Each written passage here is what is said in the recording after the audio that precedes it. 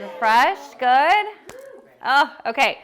So we got a taste of the superpower of Marissa this morning. I mean, I know I'm like co-creating with her, but like she does a fantastic job of getting you in your body to feel, because a lot of times we're very much in our minds and we're thinking a lot. So you guys got a taste of what it feels like to be in your body and feel things.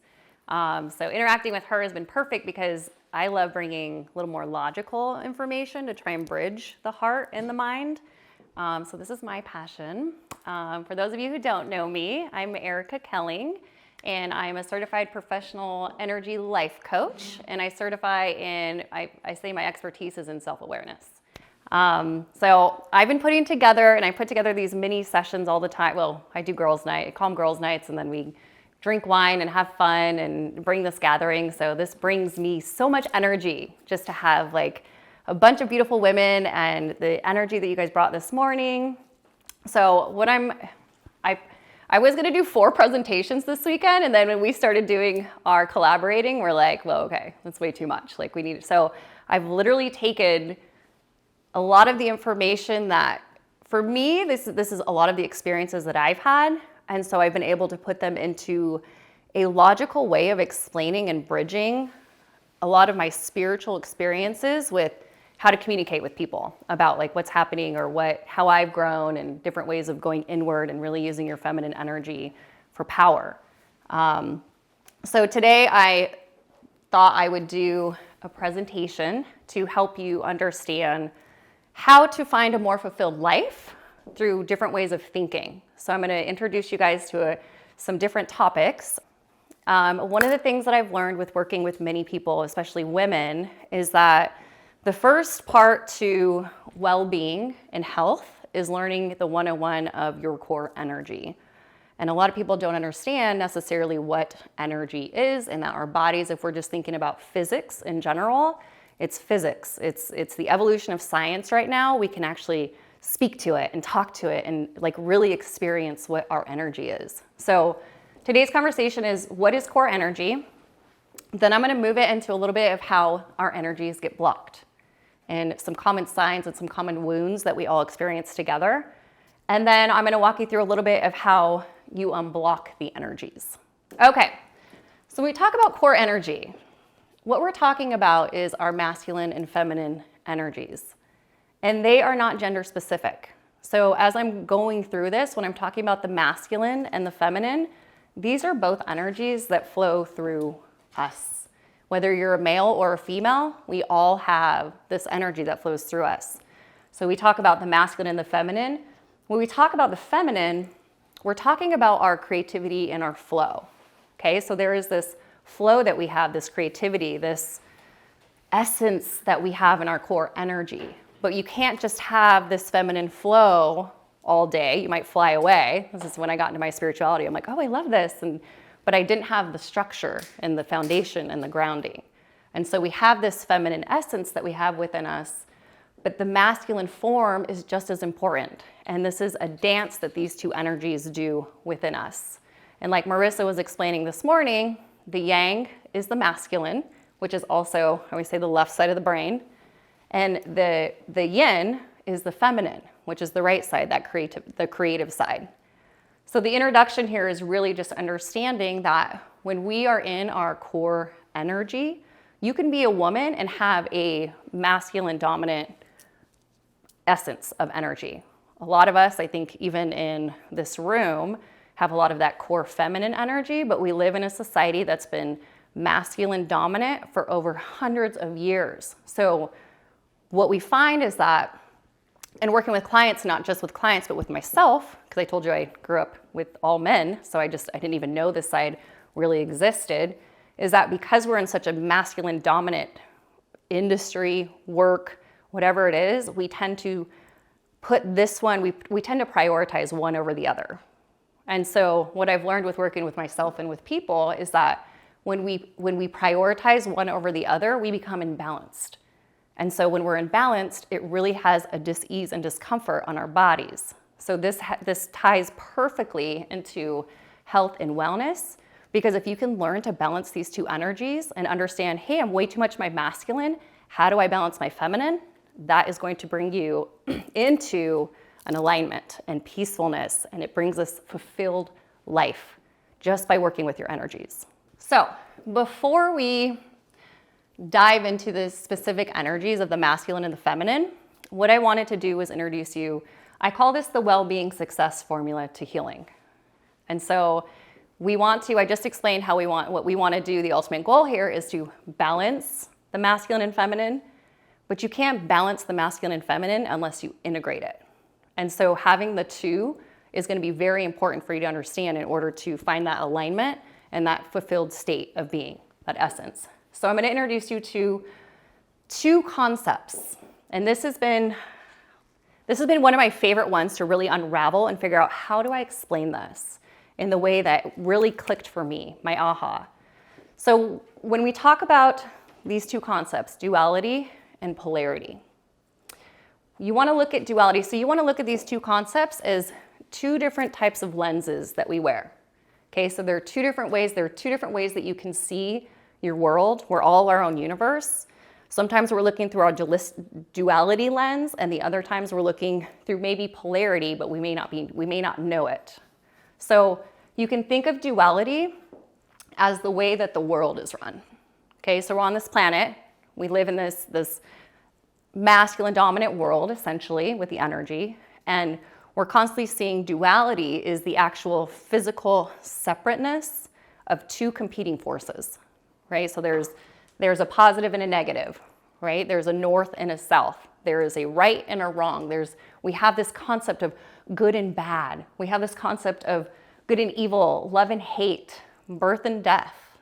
And then this is why I wanted to put masculine and feminine in here, is because they are two separate competing forces that when we're looking through our dualistic lens, we tend to prioritize one is better than the other, or we tend to put one as higher than the other, which a lot of times is the masculine that we tend to stay within, because that's just what we've been conditioned to really do.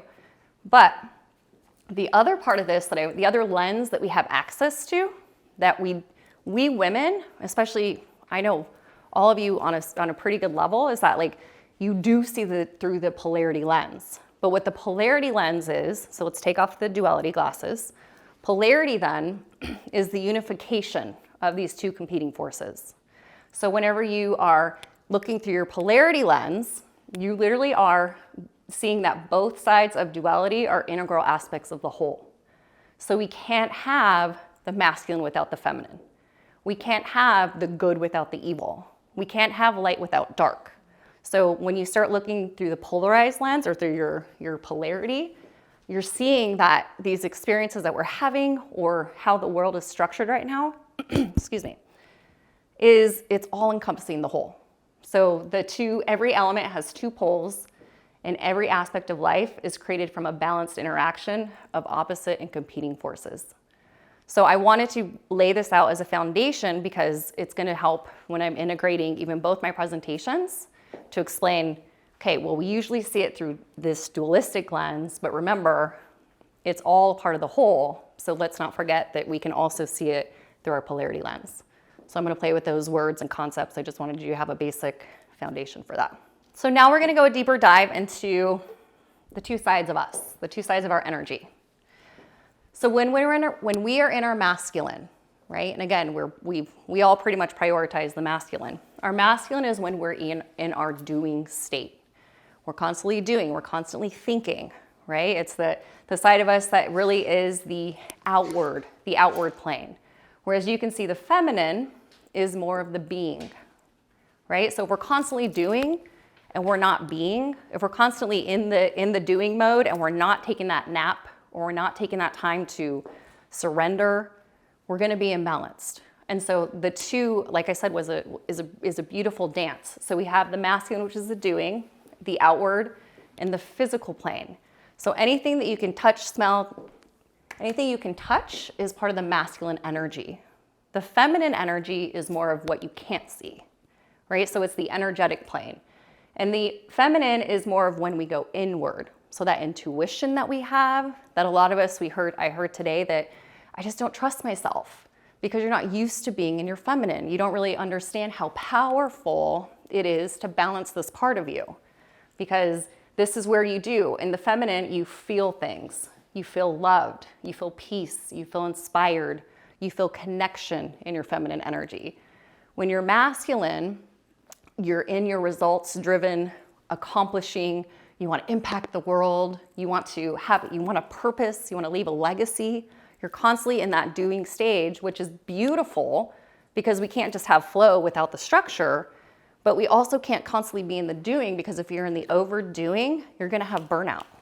And us as women who are moms and wear all these different roles and these hats, if we're constantly in that, then we're not nurturing our feminine side. And so it's important to see both sides of the equation, because if you're starting to burn out, that means, hey, let me go inward a little bit. Let me take that nap. Let me stop thinking. Let me see how I can balance these two. And this is important for relationships as well. This is something that even with my husband, I can see that his pure essence is masculine. So he's driven to do and achieve, and he balances his own feminine in his own way. And if I'm constantly in my masculine and he's in his masculine, our polarity gets out of whack. And that ruins intimacy. That ruins, it really puts a stress on a relationship because your polarity is off. And so if the more that we can get into our feminine and really nurture our true essence of the feminine and maybe lead with our feminine, we can balance that out with the masculine, which is what we tend to do anyway. So other things when we look at the masculine and feminine, the differences between the two is the feminine is inspired by love. The feminine is inspired by creativity, beauty, and relationships. So this is why it feels so good when women, we just love to connect and interact. This is our feminine side. This is the power of the feminine side. The masculine then is all about the structure and the leadership, protection, safety, right? So anyone who is corporate America and job and driven and this is our masculine side, which is super sexy because we're good at it. But we've had to be good in it because this is how society is. This is just, we've been in this dominant energy for so long, and now the energies are shifting on the planet in general. So it's good, this is what's happening with all of us, is we're learning how to get into our feminine again and really have that balanced out. The other thing with the masculine is that the masculine is inspired by outcomes and results, whereas our feminine side is inspired by the process of the creation. So again, you can see how the two competing forces are so different, but you can see why they fit so well together, the yin and the yang. The masculine also grows by challenge, whereas the feminine grows by praise. So being appreciated. We love appreciating each other. That's what makes us feel connected with each other, especially as women too, is I appreciate your love, I appreciate this, and it just gives you that oomph. And there's also that side of us is I want to run a marathon when I'm 40 years old. Where's Adrian? I want to run a marathon. So if you find yourself wanting to balance more of your masculine, give yourself a challenge. If you want to find yourself being more in your feminine, then just take a nap. Just calm it. It's completely different. Stop thinking. Stop doing. That's okay. And for me, when I started learning about my energies and I would stop what I was doing, because I love achieving. I was grown in this masculine energy my whole life. When I stopped, the guilt would come up of hey, shouldn't you be doing something? Shouldn't you be doing? What are you doing? What are you achieving? Where's your value? My value came from what I was doing. And so my whole shift in my whole spiritual journey has been the less that I do, the more that life and the universe just brings everything to me. It's like this magic, I found magic. So the less you do, it's really effortless and you can still continue to do more. So the other thing here is the masculine is the energy giver and the feminine is the energy receiver. So as a feminine, in our feminine energy, it's important that we're able to receive, not just give compliments, not just give presents to people, but you also have to be able to receive. Someone gives you a compliment, receive it. Don't block it. I think a lot of women, when someone says, oh my God, your dress is beautiful. They're oh, no. This no, I kind of look fat, or my ankles. It's not I lost weight. It's no. So it's you can see if we block the receiving, that's gonna also put us out of balance because the receiving part is our feminine side. This brings me to then what are energy blocks? When we talk about our energies blocked, when we talk about I'm feeling stressed or I'm feeling out of balance is really what it is. And what energy blocks are, they are also called inner child wounds. So if you've ever heard of anyone doing inner child work, our energy blocks tend to come from its unhealed pain, often from childhood experiences. They get trapped inside of our body. So we have these experiences at a young age. From the ages of 1 to 7 is whenever we actually are bringing in all of those conditioning. And from the ages of 1 to 7, anything that's happened to you between those ages are what's being programmed inside of you. So any childhood memories or anything could be trapped in you if you believe that you are the experience of something that happened to you. And the interesting thing about inner child wounds, because I've done a lot of work on my inner child wound from my childhood, but the inner child wounds come out and they surface in intimate relationships. And so a lot of times what we find ourselves doing is whenever we have that trigger, right, our system gets triggered by something, by our external environment, a lot of times what we find ourselves doing, and I was a pro at this, you either reject, you project, or you suppress. And so the energy that's coming up is actually asking to be looked at and healed. And so you'll have an external stimuli that gives you an emotion, an emotional reaction in your body.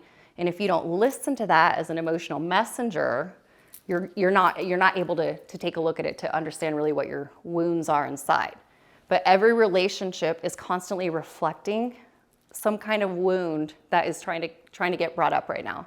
And right now, especially on the planet, with the way that the energy is moving and shifting, they're coming up for all of us. Which brings me to when you start learning more about your energy and self-awareness. This is why I love self-awareness, because the moment that you can become aware of something, it no longer can stay in your body, because then you can just release it, you can surrender it, you can let it go. However, when we talk about our body and what's happening is that right now, our bodies are going through a massive evolution.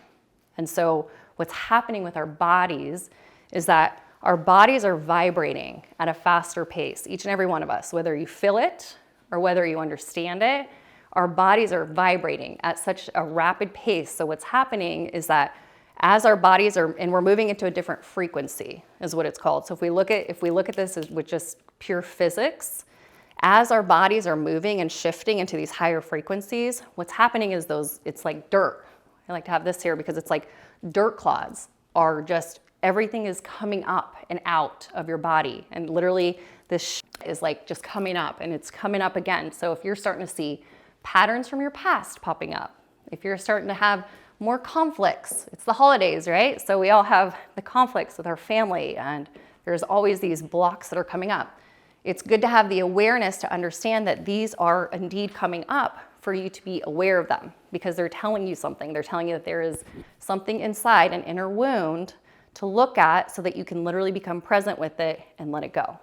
And so they're coming up one-on-one. And so if we keep suppressing them or if we keep projecting them on somebody else saying, hey, you're making me feel this way, you're rude, or whatever the case is, you're not taking that accountability to really allow those blocks to come up because our bodies are shifting. So they're coming up no matter what.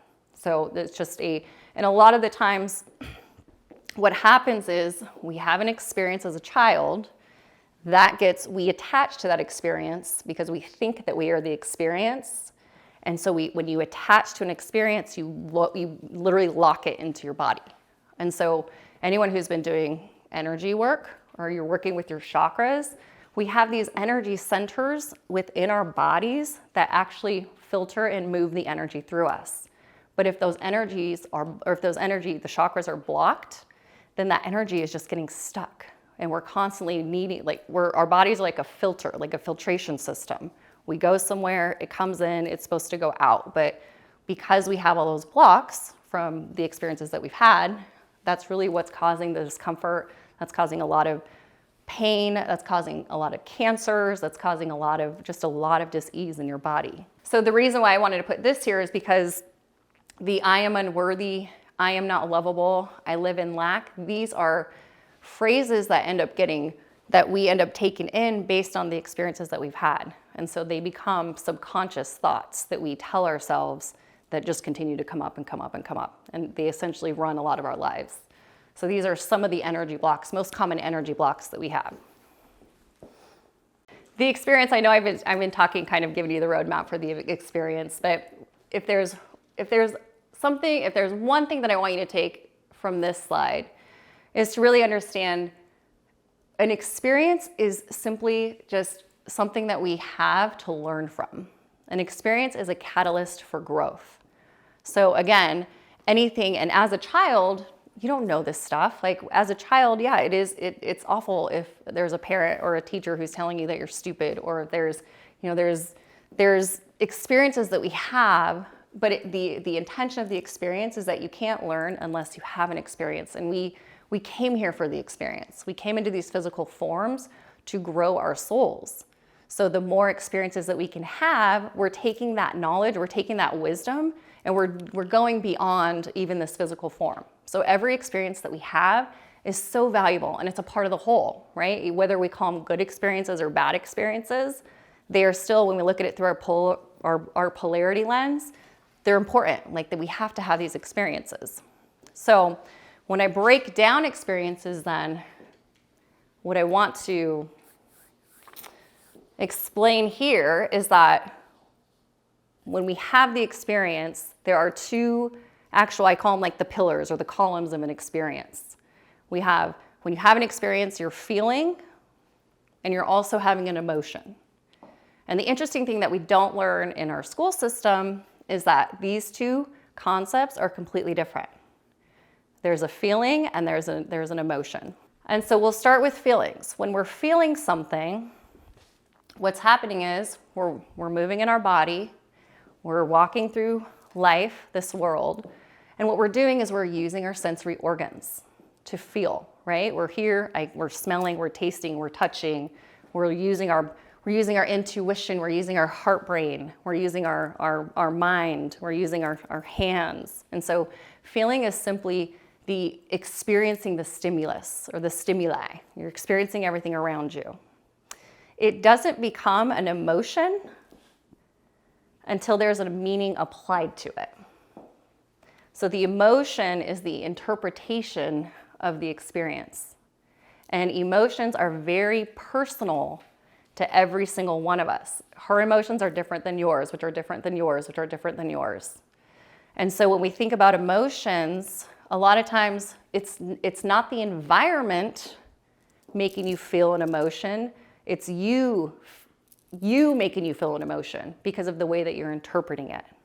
And so this is something interesting from the Math Heart Institute, the scientific evidence behind all the scientific stuff that they're talking about with the heart. The heart, when we're feeling, touching, smelling, tasting, this stimulus runs through our heart before it hits our mind, before it hits our brain. And I want you guys to know that, because we typically go straight to the brain. And what happens is when we're having an experience with something, we have two components of our brain. The stimulus and the data goes into our brain, this beautiful tool that we have, and our sensory cortex is a part of our brain that actually has all of the meanings, labels, beliefs to help explain what is happening in your environment. So that's the first thing that happens. It goes straight to the mind, and our sensory cortex says, okay, what's the meaning behind this? What does this mean to me? What's my belief with it? And it applies a meaning. Then we have another part of our brain, which is our hippocampus, and it's applying a past experience. So our brain automatically wants to say, this is the knowing, right? What's going on here? What's happening? What's happening with this environment? What's going on? And so if we're applying a meaning to something, and we're applying a past experience with these two areas of our brain, that's going to shoot out an emotion that then gives you that physiological response to your body. And so the whole point of this is really understanding it's important that we're feeling in our environment, but a lot of times we don't just feel because we're trying to interpret, our mind kicks in, And in emotions, the other thing about emotions is that they are subconscious and they are automatic.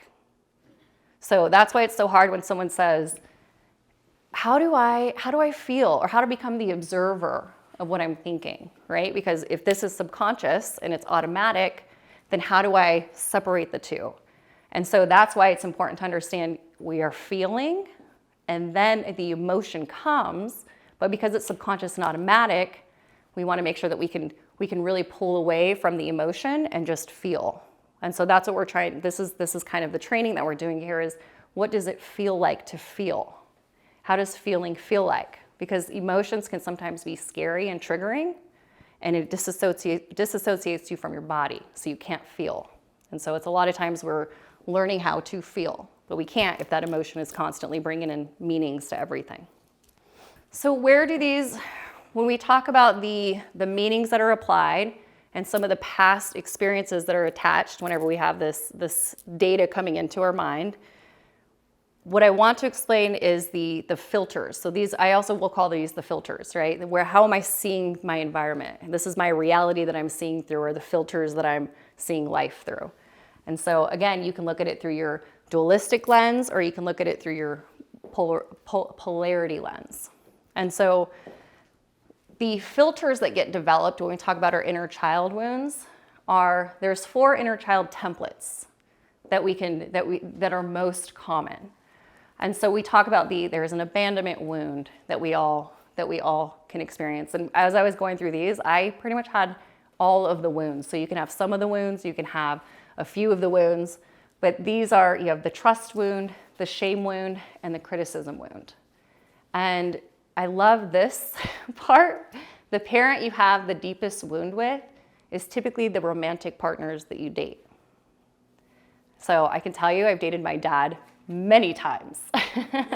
And I can see the reflection of the relationships that I've had in my past because of the wounds that I had subconsciously inside. And these are what were blocking me as I was having intimate relationships with my partners, or when I was trying to connect with somebody, or even with my husband. I wanted to divorce him earlier this year because of some of the wounds that kept coming up that I just kept projecting on him. I didn't realize that they had everything to do with me. So knowing your wounds will really help you understand when your body triggers that it has nothing to do with your environment. It has everything to do with your interpretation of the environment based on experiences. So the first one is abandonment wound. And I like to put this one first because to some point or another, we've all have an abandonment wound. So whether you had a parent who left you at a young age, or if you emotionally have abandoned yourself, you carry this abandonment wound. And so the abandonment wound feels like people will always leave you. And so any relationship that you get into, you have this subconscious wall up because you don't want to get hurt. You've been hurt before. And so anytime this wall is up, you don't even necessarily let anyone into your heart. You don't even get yourself close enough because you know that you have this idea that they're gonna abandon you. Or you're the one who leaves first in every relationship.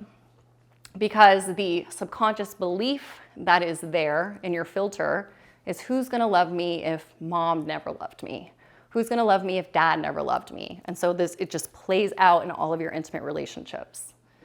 The other one is that you attract, again, because this is your reality, that your own personal reality, is that you attract partners who are emotionally unavailable. Because if they were emotionally available, you would get rid of them anyway because you're afraid of that connection. You're literally afraid of the heart, which we've all felt today. You're afraid of that, so you shut it off.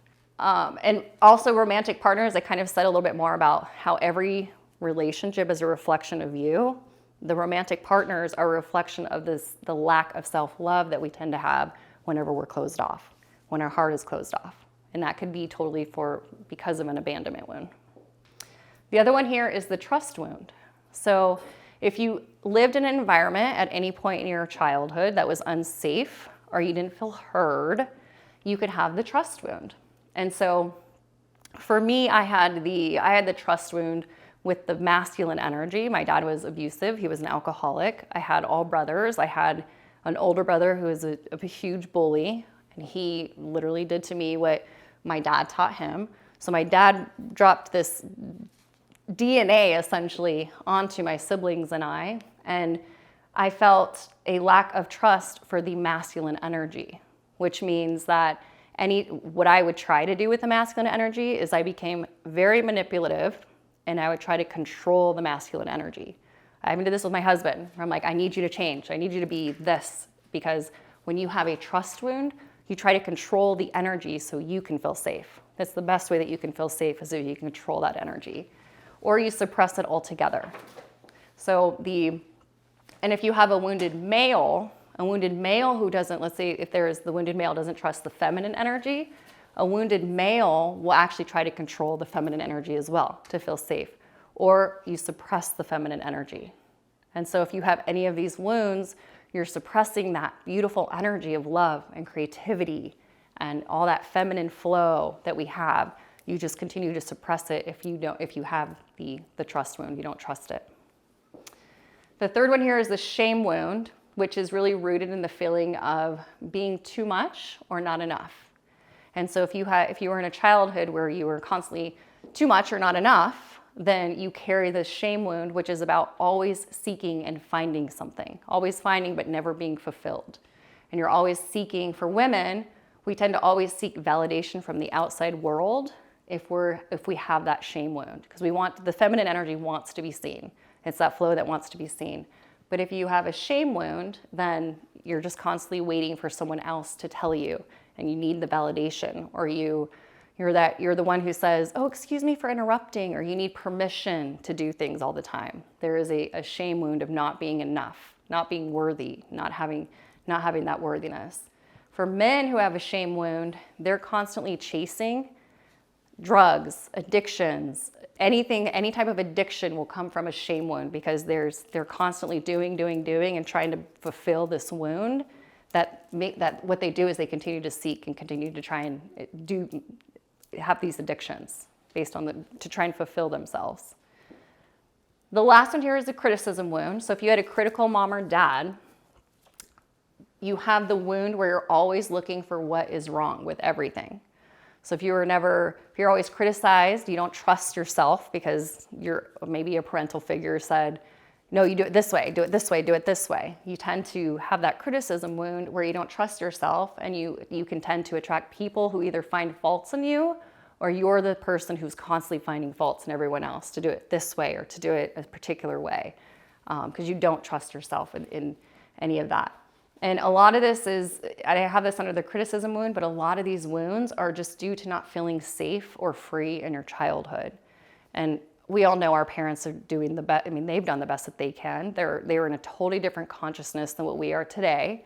So all of them have done the best that they can, but they've also carried these same wounds from generation. These are generational wounds that we keep passing down to each other if we don't become aware of it. So moving the energy then. So if we become aware of some of the blocked energy and maybe why we have blocked energy, then the question is, how do I move that energy as my body is continually vibrating and these triggers come up, these patterns come up for us? What do I do with that?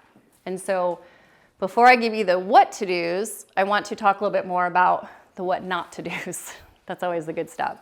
Is to, one, when this energy comes up, when this energy is communicating with you, the blocked energy, again, it's communicating to you through the feeling first, because you're the environment, and then the emotional trigger that comes with it.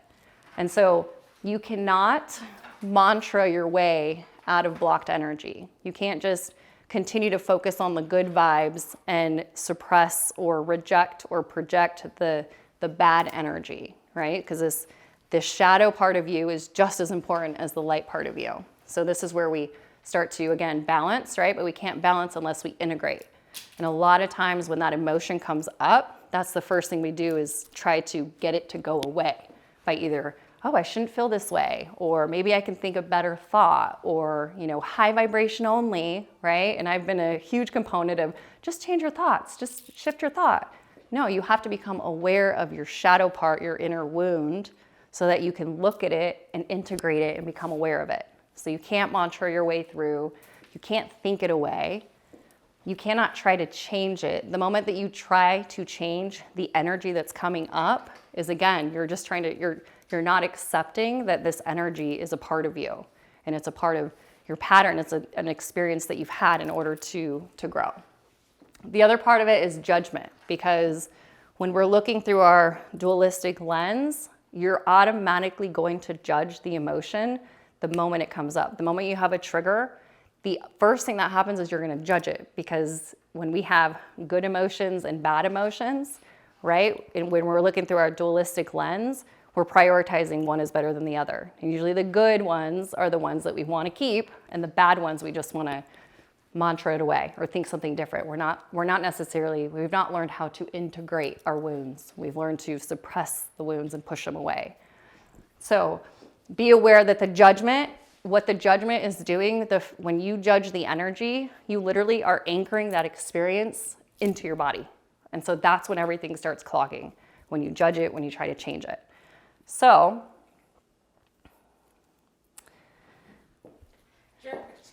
yes. Judge it meaning It's right or wrong. So if I'm having an experience with you and you say something that I get this emotional trigger, if I'm like, oh, okay, you made me do this, or this is you, or this is a bad feeling, or you make it a bad feeling, you're judging it. The moment you judge it is when you stop the energy. The energy is literally trying to come up to move through you. The moment that you judge it, it stays trapped in your body, because now you've considered it bad. And now you're trying to either think your way out of it, or you find your patterns of like, okay, what did I do? What happened? Or where did this come from? Or was it my dad? Was it? And you start thinking, you're not present with it, and you start to judge it as bad. So you're literally moving it out from integration. It's the complete opposite. Okay, so to move the energy, the first step is to take responsibility that you're having this emotional trigger. It is your responsibility. It is the meaning that you have applied to the experience that is your responsibility. It wasn't you who triggered me. It wasn't this experience in front of me that triggered me. It was my interpretation. And so an emotion are energetic messengers to tell you, hey, there's something there. Let's be present with it. But you first have to take responsibility that is your feeling in your body, and it is your responsibility to integrate that. The second one is it's the same, goes along with responsibility, accept that it is a part of you. Accept that this dark shadow of you is there, and it wants to come up to be looked at. So you want to take responsibility that you're having this emotional trigger, which could take some time, because we all know triggers. They tend to you feel anxious, you feel sad, depressed. Like when you start feeling these triggers, you just want to get rid of that feeling. But it takes 90 seconds for an emotional trigger to run through your body. So if you can just sit with that for 90 seconds without trying to judge it or without trying to figure it out, and just sit with it, it'll start to make itself become more aware, to give you the message that it needs to show you the wound, to show you what that is, and that allows you to integrate it. The third one is then, once you take responsibility and you accept that this is something that's within you, it has nothing to do with anybody else, you then observe what comes up next. Because when you sit with that emotion, what's going to happen are all this unhealed pain, these subconscious thoughts that come through are going to just start running and running and running. I'm unworthy, I'm unlovable, I'm this, like that person's always going to leave you, that person's always like this. It's just when you can start becoming, this is the step where you become the observer of the information that is coming through because of the emotion. And you just want to look at that. You don't want to attach to it. It's not you. It's just a part of an identity, a life that you've had, an experience that you've had that is subconsciously running in your mind. So you want to observe it. Then the fourth step here is, once you can observe the thoughts, you want to be present. The only way to integrate an emotion, those dark emotions, is to be present with it. Because again, if you try to think it away and try to think, hey, who was it from my dad that happened? Like this was me. I would have a trigger, and then I'd be like, okay, when was I in childhood? What happened to me? And I was like constantly broken and constantly trying to think my way out of it. I started to learn how to shift into my present moment and just sit with it and just be with it and not need to think or do anything with it, just integrate it. And so the present moment is the only place that you can heal anything. So that it's the present moment. And this is why the feminine energy, when you take the time to stop thinking and you're in your presence and you're just taking a nap or you're waking up from a meditation and you're not thinking, that's the time that you can integrate and heal. But that's the only way that you can do it, is if you are in the present with it. The fifth one then, when you're present with it, it allows you to feel it. And again, feeling it is so uncomfortable because it's something that we've always tried to push away when we have that anxious feeling that's bad. It's a bad feeling, and it's scary, and it's sad, and it's depressed, and it's all those emotions that are bad, right? When we're looking through our dualistic lens. But now that we know that we have a polarity lens, we know that it's not bad, it's just a part of who we are. And so if we can integrate that, again, it's all about balancing and integrating, but we've never really learned how to. So then the last one is, once you're able to be present with it and actually feel it, because again, it will last 90 seconds unless you continue to perpetuate it. And so we're just used to subconsciously perpetuating it because we don't know how to handle these emotions when they come up. We've never been taught this. And so once you're able to feel it and integrate it, you can then make a decision for what you prefer instead. So you become aware of it, that allows it to feel it, be present with it, then it can go, you can surrender and let it go. And from there, you can decide where your power is to decide, and what do you prefer then? If you're telling yourself I'm unworthy, if you're telling yourself I'm unloved and this is running, what's your truth? And right now, because our bodies are vibrating, it's such a high vibration right now, we're all just learning. Our consciousness, our collective consciousness and our individual consciousness is expanding. And what that means is that we're all just becoming aware of what is our truth and what is not our truth. That's really what this whole awakening, or, it's all over the place of, the awakening and what's happening with our consciousness, but that's essentially what's happening, is we're just learning what is our truth and what is not our truth. And just like we did today was feel, you can feel and have discernment, and especially with our intuition, if we can tap into our intuition and our presence, especially with our feminine energy, we can feel that. That's where we're getting all of our information. That is where our power is, but we have to be present with it.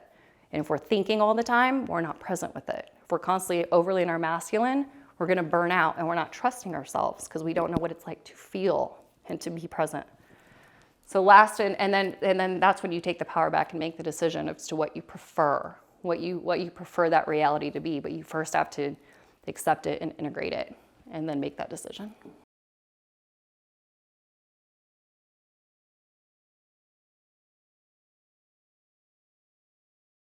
So one of the slides on here that I have is that anytime that you felt not understood or suppressed, or even when your child is telling you, like they're having an emotion, it's important to have them sit with the emotion. Like, let them know that crying and being angry and being the bad emotions that we try to be like, stop crying and just, go to your room, or what our parents did, right? It was just kind of like, hey, I can't tolerate this. I have all this going on.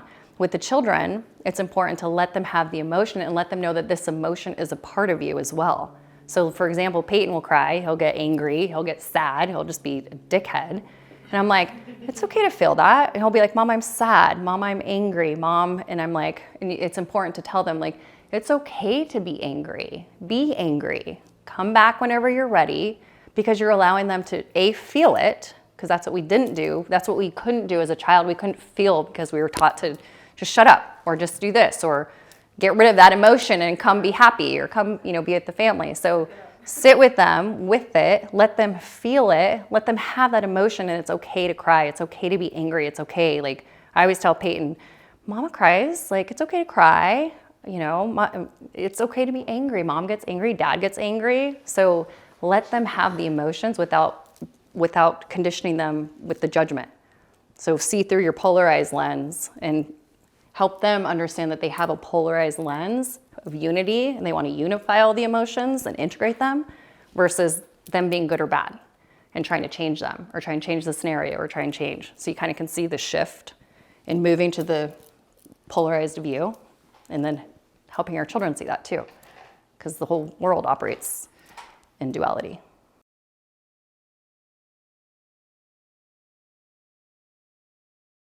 Gratitude, compassion, care, and love. Anytime you can be grateful for the present moment. I think, Andrella, you were saying this of like with your family, when you got to that present moment, you had gratitude, caring, and compassion. And the Heart Math Institute has meditations that you can also do. Like Greg Braden is a huge advocate for that. He's got a lot of great meditations to help you like feel how you did this morning. Like that's why it was so powerful this morning working with all this energy, was because everyone was so present, and all together, us being that present was, I just felt, I was just pulsating. Like I was like, Marissa, can you feel that? I was like, oh my God, I feel this. Because it's so powerful, and the more that you practice it, and the more that you use, it's neural intelligence. They call it neural intelligence, because if you can start learning how to use the heart brain, then we can balance, like the thinking brain is just as important, but it's not. We're so imbalanced with using our heart versus using our thinking brain that, look, we're so imbalanced. Like there's so much dis-ease in our bodies, and it's coming out everywhere. So this is the shift, but it becomes, you have to have self-awareness when it comes to that. So if you're aware that we need training here, that's what I think me and Marissa have come across. It's being like, hey, how do we provide tools and techniques and actually get you to feel?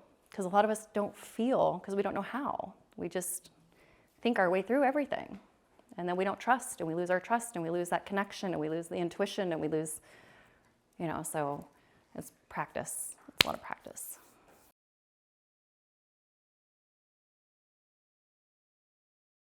Well, it depends on your core essence. So it's what you, like if she's naturally a core essence masculine woman, then she can learn how to balance her energies by bringing in, if she's way in her masculine, some of the sheets that I have in there is how to balance your feminine in. If you're too much in your feminine, you want more masculine, then it teaches you how to bring in that. Because the whole point is to balance them. Let them dance together. And within ourselves. Within yourself, exactly, because when we're balanced, we could have a balanced relationship. Boom. Because what happens here is the reality that you end up seeing. So it has nothing to do with the exterior world. Once you shift internally, everything in the exterior world shifts. So your reality literally shifts. Like it's like magic. That's what I'm saying. Like you shift here and you balance you. That's going to create, with relationships, your polarity is going to automatically go because you're polarized. You're there. So then the relationships reflect that. Your reality can only reflect what's going on inside of you. So you're the only one who can shift. You're the only one who does have the capacity to, and your relationships change, your career parts change, your effort changes. Like that's what I was kind of sharing today, is like my whole life changed when I realized that I was so much in my masculine and so conditioned to be in my masculine. And then I was also afraid of my masculine. You lead by example. So when someone's triggering, the tricky part is it their shit or is it my shit? When there's that resistance and the energy is dense, the way that you know that it's your shit is if you feel an emotional trigger. That's why the step number 2, or A1, being responsible for what you feel. Mm-hmm. Even if she's going chaotic, like you can still get to a point, if you're balanced, where you can just observe her and watch her and have compassion and love, because love is the only thing that is going to penetrate through her resistance. I definitely need to meet it differently, because sometimes I'm like, oh my God, she's spiraling, and I detach because I'm like, I cannot. But let her know that that's okay. Just like a kid, right? They have their tantrums. That's okay to have your tantrum. Yeah, that's true. Feel it. Yeah, feel it. Encourage her to feel it. Like, if you want to project it on me, you're either projecting on me, you're suppressing it, or you're rejecting it. Like, then as you balance yourself, you can teach her how you do it. Like, there could be way more techniques to this. This is just the way that I've been able to logically kind of explain my journey. But as you start practicing it, you'll see the shift even in her. You'll see that shift. And when she triggers, you're accepting and you're loving and you're compassionate. But the moment that you feel the emotional trigger, that's your shit. There's something there coming up for you to look at. And she's just been your reflection. Like, we're just reflecting each other all the time. And so if you can know what's your shit versus their shit, you don't take on their shit. Like Nicole, she takes it on, and then she makes it her own, and she's learning to set the boundary of like, okay, but when is it my own? It's when you take it personal, when you apply that meaning that gives you that emotional, physiological response. Your body will tell you when it's your shit. Your body communicates. It is the most intelligent system that we have. And so it'll tell you every single time.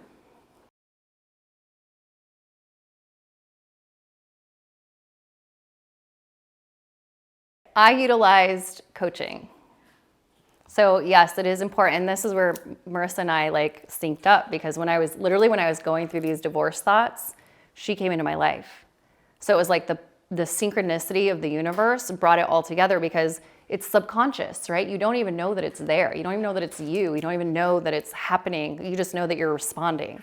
And we're so used to responding and reacting, and then, our behaviors are dictated by what we're thinking, and like we become a hot mess. So yeah, we spiral, which is tomorrow's presentation is how to get the spiral, how to not spiral, and how to understand based on core beliefs. But ask for help. Yes, that's part of our feminine too, is asking for help, asking for guidance. Not only once you start becoming self-aware and you start understanding how your body is communicating to you, you can do it on your own. Like I can do it on my own now, but I still need a reflection. Like I still need, I ask girlfriends, I sit there and talk about my feelings. I get them out. I'm good at observing now, so I can actually see the thoughts go by like clouds. I mean, I still have shitty thoughts that come in and try to sabotage my relationship still, anything. Like they're still there, they don't go away. But it's just, you don't have to attach to them anymore. They're no longer, just because they come up, you realize that they're not you. Like they're an option that you could attach to that I'm unworthy, or that this person doesn't love me, or whatever the story is that has been attached to that sensation. But ask for help. Yeah, I mean, help, do whatever you need to do. Those are just some ways to like dance for me. Like that's always my I'm like, oh, this feels good. But yeah, when they're super triggering and they have a huge charge behind it, that's where coaching, I mean, there's so many coaches just coming out right now. Like everyone wants to help, we want to help each other, but it's also like, not everyone understands energy, and not everyone understands like how to work with the energy and even realize that it's physics. Like we all are energy. So how do we do that? And so, yeah, ask for help. Use your feminine. Help, someone, I need help. And this is why the women's circles are so powerful too, right? Because we're seeing ourselves in each other, and then we're expressing ourselves, and we're just able to like get some of that energy out without judging it, without like, there was just such a beautiful flow this morning because everyone was able to feel safe to do that. And that got out energy, which is why Marissa, we were doing like the getting rid of the energy after at the end. It's because that energy, once you become aware of it, once you express it, once you really look at it, it goes away. It doesn't go away, you integrate it. So it doesn't have that charge anymore.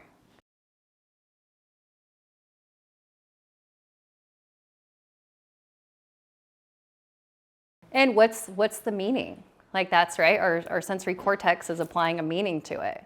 So it's important to understand what are the core beliefs that I have. This is how you find out like, whoa, this is a deep-rooted belief that I got from my grandparents, or this is like something that I always lived by, that I had to, because it was conditioned into me. And so you start understanding what your core beliefs are. You start understanding the meanings that you have with everything. Like ask yourself, what am I making this experience mean to me? And have I experienced it before? Because then your hippocampus is applying a past experience to it. And am I safe? When I trigger, the first thing is, am I safe? Am I actually physically safe? Because your mind doesn't know, or your body doesn't know if you're actually thinking something that's unsafe, or if you're actually experiencing something unsafe. So it could be, maybe your body is responding in that anxiety in the fight and flight because there's a bear coming after you. Or it could be a thought that you're thinking in a story that's been applied that's making it trigger. It's going to trigger, your system's going to trigger the same way, whether a bear's coming after you or whether you're actually thinking something that is unsafe.